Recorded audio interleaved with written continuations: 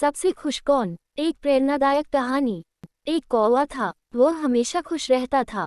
एक बार वह एक तालाब के किनारे पानी पीने के लिए आया।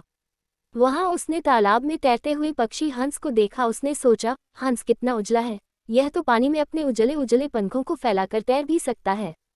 शायद इसलिए यही दुनिया का सबसे खुश पक्षी होगा। कौवा हंस के पास गया और बोला, तुम दुनिया के सबसे खुश पक्षी हो। यह सुनकर हंस को अच्छा तो लगा, लेकिन वह बोला, कौवे भाई, मैं भी यही सोचा करता था कि मैं दुनिया का सबसे खुश पक्षी हूँ, जब तक कि मैंने तोते को नहीं देखा था। तोते को देखने के बाद मुझे लगता है कि वह दुनिया का सबसे खुश पक्षी है।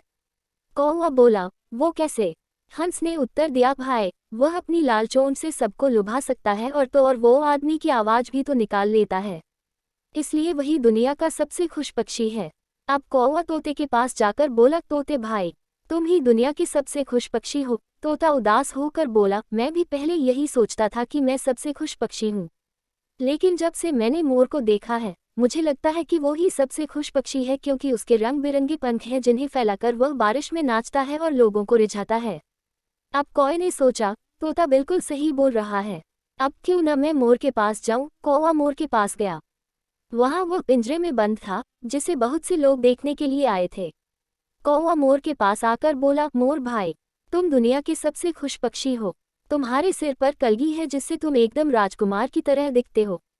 यहाँ देखो, कई लोग तुम्हारी सुंदरता को देखने आए हैं, इसलिए तुम ही दुनिया के सबसे खुश पक्षी हो।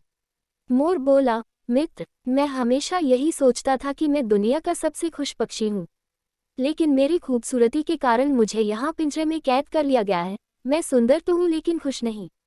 अब मैं यह चाहता हूँ कि भले ही मेरे रंग बिरंगे पंख नहीं होते, लेकिन तुम्हारी तरह मैं भी आज़ाद रहता। चिड़ियाघर में आने के बाद मुझे यही लगता है कि कौवा यानी कि तुम ही सबसे खुश पक्षी हो। अब कौवा जान गया कि पक्षियों के लिए भी आज़ादी से बढ़कर कोई खुशी नहीं होती।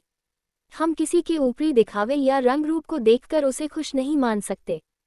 खुश वही पक्षी है जो खुले आसमान में पंख फैलाकर आज़ाद रहता है। इस कहानी से सीखने योग्य बातें। हमें अपनी कमियों को नज़रअंदाज करके स्वयं पर पूर्ण विश्वास रखना चाहिए। हमें अपनी जिंदगी की तुलना दूसरों की जिंदगी के साथ नहीं करनी चाहिए।